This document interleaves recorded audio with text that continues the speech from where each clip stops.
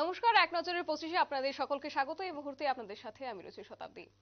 গোটা বিশ্বের সাথে রাজ্যে পালিত হলো চতুর্থ বিশ্ব ক্যান্সার দিবস। এই উপলক্ষে রাজ্য স্তরে পুষ্টি পালিত হয় আগরতলা অটল বিহারী বাজপেয়ী রিজিওনাল ক্যান্সার হসপিটালে। উদ্বোধন করেন মুখ্যমন্ত্রী প্রফেসর ডক্টর মানিক সাহা। উপস্থিত ছিলেন স্বাস্থ্য সচিব কিরণ গিত্তি সহ অন্যান্যরা। হাসপাতাল থেকে উন্নত চিকিৎসায় যারা উপকৃত হয়েছেন তাদেরকে সংবর্ধনা জানান মুখ্যমন্ত্রী প্রফেসর ডক্টর মানিক সাহা।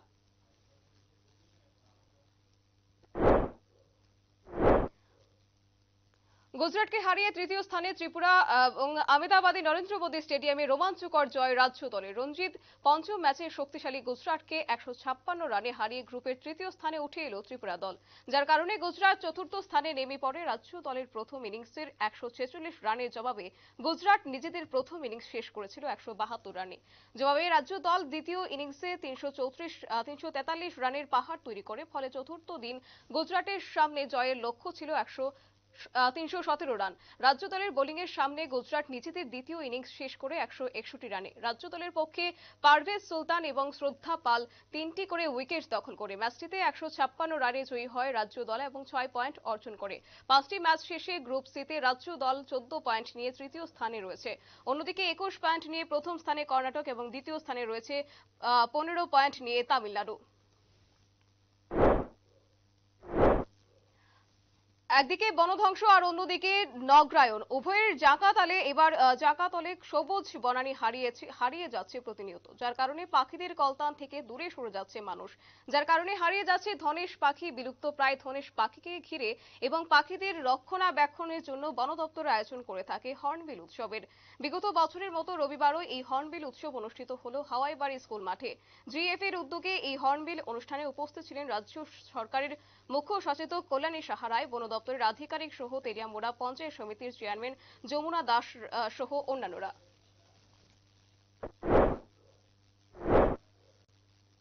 নানা সমস্যায় জর্জরিত রয়েছে all Tripura guest lecturers association এবং ত্রিপুরার নিট স্লেট পিএইচডি ফোরাম। উভয়ের যৌথ উদ্যোগে রবিবার রবীন্দ্র পরিষদে অনুষ্ঠিত হয় সাংবাদিক সম্মেলন। সম্মেলনে থেকে উভয়ের ফোরামের প্রতিনিধিরা অতি দ্রুত প্রতিটি কলেজে অ্যাসিস্ট্যান্ট প্রফেসর নিয়োগ এবং গেস্ট লেকচারারদের নিয়োগপত্র দেবার জোরালো দাবি জানিয়েছেন। পাশাপাশি উচ্চশিক্ষা দপ্তর এবং মুখ্যমন্ত্রীর নিকট এই বিষয়ে দৃষ্টি আকর্ষণ করেছেন। রাজ্য পুলিশের 150তম বর্ষ পূর্তি উপলক্ষে নেওয়া হয়েছে বিভিন্ন কর্মসূচি। একইভাবে বিভিন্ন জেলা এবং মহকুমাগুলিতেও নেওয়া হয়েছে। তবে রবিবার বিভিন্ন ধর্মী এক কর্মসূচি পালন করল ত্রিপুরা ট্রাফিক পুলিশ এবং যুব মোর্চা। মোটর স্ট্যান্ড এলাকায় কর্মসূচির অঙ্গ হিসেবে যারা ট্রাফিক আইনকে মান্যতা দিচ্ছেন তাদের পুষ্পস্তবক দিয়ে অভিনন্দন জানাচ্ছেন। মূলত যারা আইন মানছেন না তাদেরকে আইন মানার ক্ষেত্রে মান্যতা দেবার জন্য এই প্রয়াস ত্রিপুরা ট্রাফিক পুলিশ এবং যুব মোর্চার, এমনটাই অভিমত ব্যক্ত করেছেন ত্রিপুরার পুলিশ আধিকারিক। 34তম বাণিজ্য এবং শিল্প মেলাকে কেন্দ্র করে এবার ছিল বিশেষ আকর্ষণ। সকালে কচি কাচাদের নিয়ে হাপানিয়ার আন্তর্জাতিক মেলা প্রাঙ্গণে অনুষ্ঠিত হয় বসে আঁকো প্রতিযোগিতা। লংতরায় গুরু মশলার উদ্যোগে এই বসে আঁকো প্রতিযোগিতাকে ঘিরে ক্ষুদে প্রতিযোগী এবং অভিভাবক মহলে ছিল ব্যাপক উৎসাহ এবং উদ্দীপনা।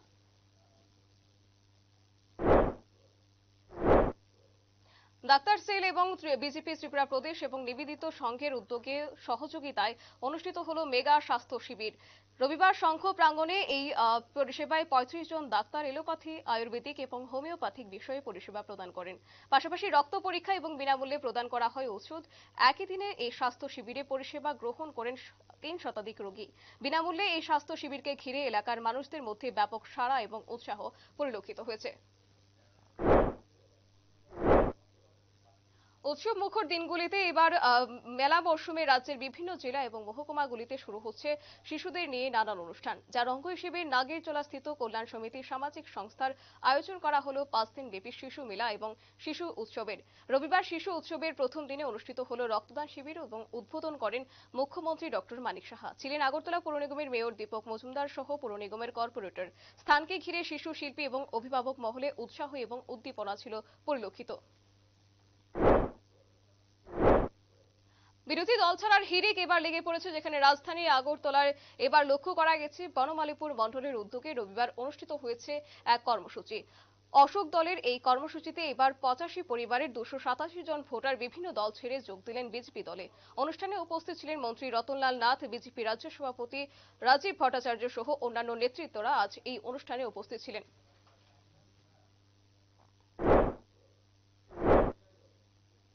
আগামী 13 থেকে 17 ফেব্রুয়ারির মধ্যে অনুষ্ঠিত হবে মহারাষ্ট্রের পুনেতে অনুষ্ঠিত হবে 44তম জাতীয় মাস্টার অ্যাথলেটিক্স প্রতিযোগিতা। এবারের এই আসরে 67 সদস্যদের রাজ্য দল অংশগ্রহণ করবে। রবিবার এনএসআরসিসিতে অংশগ্রহণ করে রাজ্য দলের খেলোয়াড়দের তাদেরকে শুভেচ্ছা জানানো হয়েছে। পাশাপাশি 2023 সালে ফিলিপিন্সে অনুষ্ঠিত এই এশিয়ান মাস্টার অ্যাথলেটিক্সের অংশগ্রহণকারী এবং পদকজয়ী রাজ্য দলের 11 জন খেলোয়াড়কে সংবর্ধনা জানানো হয়। সংবর্ধনা অনুষ্ঠানে উপস্থিত ছিলেন যুব বিষয়ক ক্রীড়া দপ্তরের অধিকর্তা সত্যব্রত নাথ, ত্রিপুরা মাস্টার অ্যাথলেটিক্স অ্যাসোসিয়েশনের সচিব, সভাপতি সহ অন্যান্যরা। আগামী 8 ফেব্রুয়ারি রাজ্য দল হবে রাজ্য দলের উদ্দেশ্যে রওনা দেবে।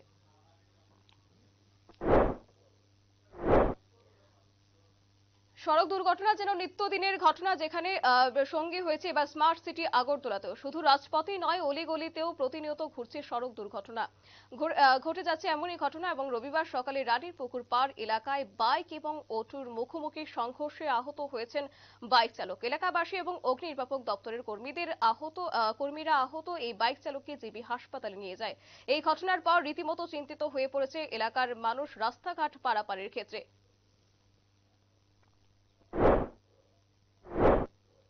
বিদ্রোহী কবি কাজী নজরুল ইসলামের এবারের ইসলামের 125তম জন্মবার্ষিকীকে নানা অনুষ্ঠানের মধ্য দিয়ে পালন করবে রাজ্য সরকার। এই উপলক্ষে রবিবার অনুষ্ঠিত হয় প্রস্তুতি সভা। আগরতলা প্রেস ক্লাবে এই সভায় উপস্থিত ছিলেন পৌর নিগমের মেয়র দীপক মজুমদার সহ আরো অনেকেই। মূলত ছাত্রছাত্রী এবং সামাজিক ক্ষেত্রে নজরুলের চিন্তা এবং চেতনার প্রয়াস বৃদ্ধির লক্ষ্যেই এই আয়োজন নিয়েছে বলে জানিয়েছে আয়োজক কমিটির কার্যকর্তারা। স্মার্ট সিটি রাজধানী আগরতলা এবার ক্রমশ কুশলিত হচ্ছে। বিশেষ করে মহিলা সংক্রান্ত ঘটনাকে ঘিরে উত্তপ্ত হচ্ছে পরিবেশ, যার কারণে একদিকে যেমন বাড়ছে গৃহস্থ হিংসা, ঠিক তেমনি অন্যদিকে সংঘটিত হচ্ছে হামলা হুজ্জতি। রবিবার শহরে দশমী ঘাট সংলগ্ন জয়নগর এলাকায় দুষ্কৃতিকারীদের হাতে মার খেতে হলো বাড়ির মালিক বাবুল চক্রবর্তী এবং তার ছেলে অর্ণব চক্রবর্তীকে। অভিযোগ রয়েছে, বহিরাজ্যের কিছু শ্রমিক এই বাড়িতে থেকে পার্শ্ববর্তী বাড়ির এক গৃহবধূকে নিয়ে চম্পট দেয়। এই অভিযোগ মূলে বাড়ির মালিক বাবুল চক্রবর্তী এবং তার স্ত্রী সহ ছেলের উপর চড়াও হয় এলাকার কিছু যুবক। এই ঘটনাকে কেন্দ্র করে রীতিমতো চাঞ্চল্য তৈরি হয় এবং এদিকে এই ঘটনায় অভিযুক্তদের বিরুদ্ধে থানায় মামলা করা হয়েছে, লিপিবদ্ধ করা হয়েছে। তবে প্রশ্ন উঠতে শুরু করেছে, মুখ্যমন্ত্রীর এই নির্বাচনী কেন্দ্রে কিভাবে বেড়ে উঠছে অসামাজিক কার্যকলাপ, তা নিয়ে কিন্তু ইতিমধ্যেই জনমনে প্রশ্ন তৈরি হয়েছে।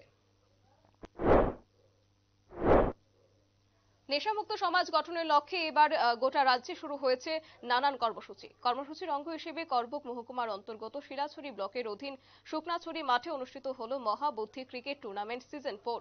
24 দলীয় আসরের ফাইনালে শিলাছড়ির শিক্ষা দপ্তরকে 8 রানে হারিয়ে চ্যাম্পিয়ন হলো শিলাছড়ি ব্লক।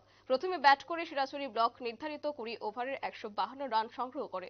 জবাবে শিলাছড়ি শিক্ষা দপ্তরের 144 রানে তুলতে সমর্থ হয় এবং ফাইনাল ম্যাচে হেরে যায়। ফাইনাল ম্যাচে সেরা নির্বাচিত হয়েছেন চ্যাম্পিয়ন দলের অম্লান চাকমা। ফাইনাল ম্যাচের শেষে চ্যাম্পিয়ন দলের হাতে 30,000 টাকার প্রাইজ মানি ও রানার দলের হাতে 20,000 টাকার প্রাইজ মানি তুলে দেন উপস্থিত অতিথিরা। ফাইনাল ম্যাচে মাঠে উপস্থিত ছিলেন শিলাছড়ি শিক্ষা দপ্তরের আধিকারিক সমীরণ চাকমা, শিলাছড়ি ব্লক পঞ্চায়েতের থুইগাং মগ, করবুক মহকুমার এসডিপিও গপঞ্চয় রিয়াং, ডিসিএম অনুরাগ দেববর্মা সহ অনেকে উপস্থিত ছিলেন। তবে ছুটির দিনে ক্রিকেট ম্যাচকে ঘিরে উৎসাহ এবং উদ্দীপনা খেলোয়াড়দের এবং ক্রিকেট প্রেমীদের মধ্যে ছিল অনেকটাই পরিলক্ষিত।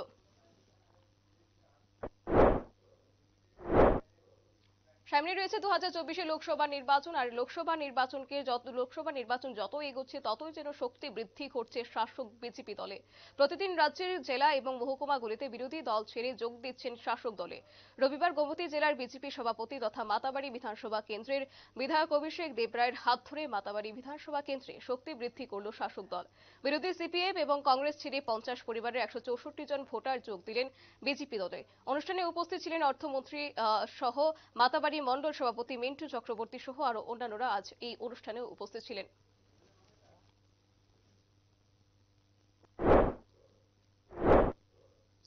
আগামী 21শে ফেব্রুয়ারি আন্তর্জাতিক মাতৃভাষা দিবস এবং এই আগামী 21শে ফেব্রুয়ারি আন্তর্জাতিক মাতৃভাষা দিবস বিশ্বে পালিত হবে। মাতৃভাষা দিবস এই উপলক্ষে বিলোনিয়া প্রেস ক্লাবের উদ্যোগে অনুষ্ঠিত হল বসে আঁকো প্রতিযোগিতা। মোট 3টি বিভাগে এই প্রতিযোগিতায় অংশগ্রহণ করেন শতাধিক ক্ষুদে শিল্পীরা। প্রস্তাবের উদ্যোগে এই আয়োজনকে ঘিরে অভিভাবক এবং ছাত্রছাত্রীদের মধ্যে উৎসাহ এবং উদ্দীপনা ছিল লক্ষণীয়।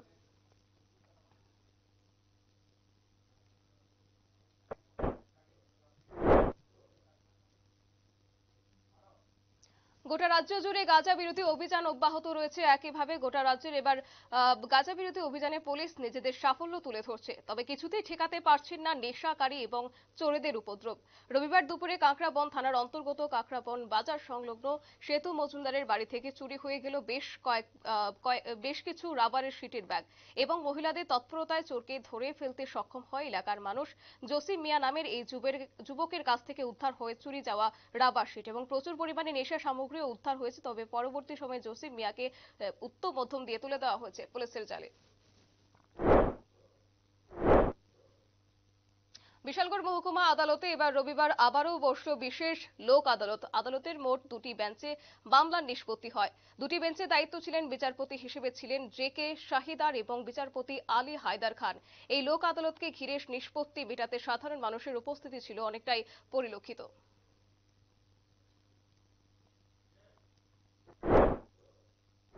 প্রতিনিয়ত সংবাদ শিরোনামে উঠে আসছে একাধিক বিষয়। এবার আসে বিশালগড় এবং চরিলামের নাম, অর্থাৎ চুরি, ছিনতাই, মামলা, দুর্ঘটনার প্রতিদিনের নিত্য সঙ্গী এই দুটি এলাকায়, যা বাদ গেল না রবিবার সকালে বিশালগড়ের মধ্য ব্রজপুর নাথপাড়া এলাকায় চরিলাম বিজেপি মণ্ডল সভাপতি রাজকুমার দেবনাথের বাড়িতে চুরি হয়। অর্থাৎ বাড়ির লোকের অনুপস্থিতিতে চোরের দল ঘরের দরজা ভেঙে 2.5 থেকে 3 লক্ষ টাকা স্বর্ণালংকার নিয়ে চম্পট দেয়। মণ্ডল সভাপতি রাজকুমার দেবনাথের ঘরের এই পরিবেশ দেখে চমকে ওঠেন। তবে খবর পেয়ে ঘটনাস্থলে ছুটে যায় বিশালগড় থানার পুলিশ। তদন্ত শুরু করেন এবং জানায় অতি দ্রুত চোরেদেরকে জালে তুলতে তারা সমর্থ হবেন। তবে দিন দুপুরে এই ঘটনায় গোটা এলাকা জুড়ে কিন্তু একেবারে ব্যাপক চাঞ্চল্য সৃষ্টি হয়েছে। নতুন বছরের শুরুতে অতিথির আগমন ঘটছে সিপাহীজলা অভয়ারণ্যে। এবার যার কারণে বলা যায় আগামী 6 এবং 7 ফেব্রুয়ারি দুদিন বন্ধ থাকবে দর্শক এবং ভ্রমণ পিপাসুদের জন্য এই সিপাহীজলা। বন দপ্তরের আধিকারিকদের জানিয়েছেন নর্থ বেঙ্গলের সাথে এবার এই সিপাহীজলা অভয়ারণ্যের আদান প্রদান হবে পশু বিনিময়ের মধ্য দিয়ে। নর্থ বেঙ্গল থেকে নতুন অতিথি হিসেবে সিপাহীজলা অভয়ারণ্যে আসছে দুটি রয়্যাল বেঙ্গল টাইগার, দুটি লেবার্ড, গোল্ডেন ব্রাউন এবং ফ্রি পাউল পিকক। অন্যদিকে সিপাহীজলা থেকে নর্থ বেঙ্গলে যাবে দুটি সিংহ, দুটি চশমা বানর এবং 4টি ব্ল্যাকবার্ড। আগমন এবং গমনের মধ্যে যেন কোনো সমস্যা না হয় তার জন্য সিপাহীজলা বন দপ্তরের দুদিন দর্শকদের জন্য বন্ধ রেখেছে সিপাহীজলা অভয়ারণ্য। আগামী 30 দিন এই সমস্ত বন্যপ্রাণীদের কোয়ারেন্টাইনে থাকার পর দর্শকদের জন্য উন্মুক্ত করা হবে বলে জানিয়েছেন বন দপ্তরের আধিকারিক।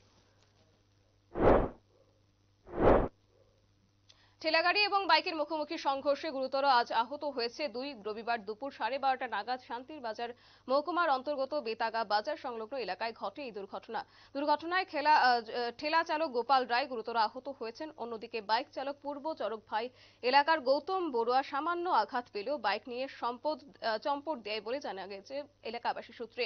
এই ঘটনার পর বাইকের নাম্বার সূত্র ধরে পুলিশ এই মুহূর্তে তদন্ত শুরু করেছে বলে জানা যাচ্ছে। এদিকে ঘটা করে পালিত হচ্ছে রাজ্যের সুরক্ষা দিবস এবং এই ঘটা করে রাজ্যে এবার পালিত হচ্ছে সড়ক সুরক্ষা সপ্তাহ। অন্যদিকে বর্তমানে চলছে ত্রিপুরা পুলিশের 150তম বর্ষপূর্তি। এত সব সতর্কতা এবং সচেতনতা সত্ত্বেও ঠেকানো যাচ্ছে না সড়ক দুর্ঘটনার প্রবণতা। রবিবার উদয়পুর রাজারবাগ মোটর স্ট্যান্ডে অনুষ্ঠিত হয় ত্রিপুরা পুলিশের 150তম বর্ষপূর্তি। এরই মধ্যে উদয়পুর মাতাবাড়ি থেকে ফুলকুমারী আসার সময় উদয়পুর বিএমএস অটোরিকশা পরিচালনা কমিটির সাধারণ সম্পাদক প্রদীপ মজুমদার দুর্ঘটনার শিকার হন। একটি বাইক প্রদীপ মজুমদারের অটোরিকশাকে ধাক্কা মারলে রাস্তায় ছিটকে পড়ে গুরুতর আহত হন প্রদীপ মজুমদার। পরে এলাকাবাসী এবং পথচারীরা প্রদীপ মজুমদারকে গোমতী জেলা হাসপাতালে নিয়ে যান এবং এই দুর্ঘটনার পর ট্রাফিক নিরাপত্তা নিয়ে একাংশ মহল থেকে এবার প্রশ্ন উঠছে। বিদ্যুতের শর্ট সার্কিট থেকে বিধ্বংসী অগ্নিকাণ্ড এবং বিধ্বংসী অগ্নিকাণ্ড বিশালগড় থানা দিনপূর্ব লক্ষ্মীবিল কর্মকার পাড়ায় এলাকার বিজেপির বুথ সভাপতি মাধব দত্তের বাড়িতে ঘটে এই অগ্নিসংযোগের ঘটনা। আগুনের গ্রাসে একটি বাছুরের ঘর এবং রাবারের গোডাউন সম্পূর্ণভাবে ভস্মীভূত হয়ে যায়। ঘটনার খবর পেয়ে অগ্নি নির্বাপক দপ্তরের কর্মীরা ঘটনাস্থলে পৌঁছালে আয়ত্তে আনে আগুন। তবে ঘটনাস্থল পরিদর্শন করেন বিধায়ক সুশান্ত দেব। ক্ষতিগ্রস্ত পরিবারের মহকুমা প্রশাসনের তরফ থেকে ক্ষতিপূরণ দেওয়া হবে বলেও জানিয়েছেন বিধায়ক। শনিবার রাতে তেলিয়ামুড়া থানাধীন হাওয়াই বাড়ি নাকা পয়েন্টে TR03C1614 নম্বরের একটি পিকআপ গাড়ি থেকে উদ্ধার করা হলো 14টি গরু। খবর পেয়ে ধ্যান ফাউন্ডেশন এবং গোগান ফাউন্ডেশনের নামে দুটি সংস্থার প্রতিনিধিরা যৌথভাবে এই বিষয়ে খবর নেন। ঘটনার খবর পেয়ে তেলিয়ামুড়ার থানার পুলিশ গাড়ির চালক রহমান মিয়াকে গ্রেফতার করে এবং জিজ্ঞাসাবাদ চালায়। আটক হওয়া 14টি গরু কোথা থেকে কোথায় নিয়ে যাওয়া হচ্ছিল সে বিষয়ে জিজ্ঞাসাবাদ শুরু করেছে গাড়ি চালক। তবে ঘটনাকে ঘিরে ব্যাপক চাঞ্চল্য ছড়িয়েছে গোটা এলাকায়।